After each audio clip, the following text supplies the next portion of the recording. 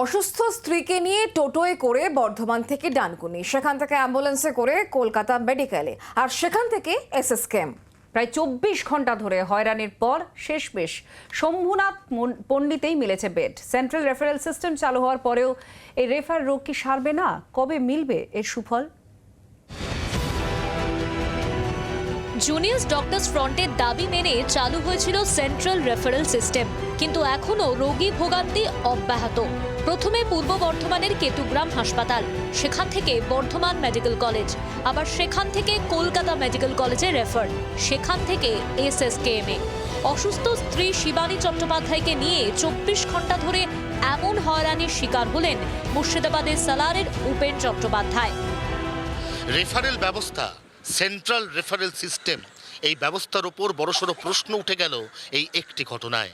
একজন হতদরিদ্র মানুষকে, নিজের স্ত্রীকে বর্ধমান মেডিকেল কলেজ থেকে কলকাতায় আনতে হচ্ছে একটি টোটোয়, এবং তারপর সেই টোটোর ব্যাটারির চার্জ ফুরিয়ে যাচ্ছে ডানকুনিতে। অবশেষে ডানকুনি পৌরসভার পৌর প্রধানের উদ্যোগে তিনি পাচ্ছেন একটি অ্যাম্বুলেন্স। তারপরেও কি স্বস্তির কোনো জায়গাই নেই, কারণ সেই অ্যাম্বুলেন্সে করে তিনি কলকাতায় প্রথম যে বড় হাসপাতালে গেলেন, সেই হাসপাতাল মেডিকেল কলেজ তাকে ফিরিয়ে দিল। তারপর তিনি দ্বারস্থ হলেন এসএসকেএম হাসপাতালের। এসএসকেএম হাসপাতাল গতকাল ক্রিটিক্যাল অবস্থা থাকা সত্ত্বেও, পেশেন্ট ভমিট করা সত্ত্বেও সেই পেশেন্টকে আপাতত বাড়ি চলে যেতে বলল। আজকে সকালে আবারও তিনি দ্বারস্থ হলেন সেই হাসপাতালের, এবং সেখানে ওপিডিতে দেখানোর পর অবশেষে হাসপাতালের রেকমেন্ডেশনে এই মুহূর্তে তিনি এসে পৌঁছেছেন শম্ভুনাথ পণ্ডিত হাসপাতালে।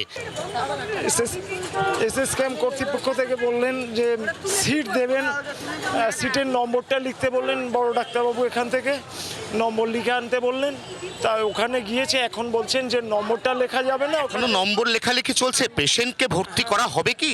হবে বলেছে, আশ্বাস। এই হাসপাতালে হবে? এই হাসপাতালেই আশ্বাস। এখন কেমন আছেন শিবানী দেবী? খুব একটা ভালো নেই আর। এই ঘটনায় অবশ্য চিকিৎসকদের কোর্টেই বল ঠেলেছেন তৃণমূল নেতা শোভনদেব চট্টোপাধ্যায়। রেফারেল কেসটা তো এতদিন আসেনি প্রশ্ন, ছাত্ররা দাবি করেছিল, ডাক্তাররা দাবি করেছিল। সেই ডাক্তারবাবুরা যেখানে বসে আছেন তো তাদের দায়িত্ব। মুখ্যমন্ত্রী তো প্রথম রেফারেল কেস নিয়ে চিৎকার করেননি, চিৎকার করেছিলেন ডাক্তাররা। মুখ্যমন্ত্রী চেষ্টা করে যাচ্ছেন, শুধু বেড বাড়ালেই হবে না, ইনফ্রাস্ট্রাকচার বাড়াতে হবে। একটা মেশিন কিনতে গেলে বেশ কিছু কোটি টাকা লাগে। কি করতে গেলে ইনফ্রাস্ট্রাকচার বাড়াতে হবে, অ্যামিনিটিস বাড়াতে হবে, নিশ্চয়ই আমরা দিতে পারবো। এসএসকেএম থেকে শম্ভুনাথ পণ্ডিত হাসপাতালে যেতেও মেলেনি অ্যাম্বুলেন্স। ওপেনের ভরসা হয়ে ওঠে জি 24 ঘন্টার গাড়ি। শেষ পর্যন্ত শম্ভুনাথ পণ্ডিত হাসপাতালে স্ত্রীকে ভর্তি করাতে পারেন উপেন। আজকের এই ঘটনা আবারও প্রমাণ করে দিল যে সেন্ট্রাল রেফারেল সিস্টেম চালু হওয়ার কথা রাজ্যের স্বাস্থ্য দপ্তর বললেও সেই ব্যবস্থা আদৌ কতটা চালু হয়েছে, চালু হলে কতটা কার্যকরী হয়েছে, এবং এর ফলে যে পুরনো রেফার রোগ, এই রেফার রোগ ঠেকানোর যে প্রবণতা তৈরির চেষ্টা চলেছে, এই প্রবণতা আদৌ ঠেকানো যাবে কিনা তা নিয়ে একটা বড় প্রশ্ন। জি 24 ঘন্টার জন্য ক্যামেরায় নবীনের সঙ্গে অয়ন, কলকাতা। বাংলার আওয়াজ, বাঙালির আবেগ, জি 24 ঘন্টা।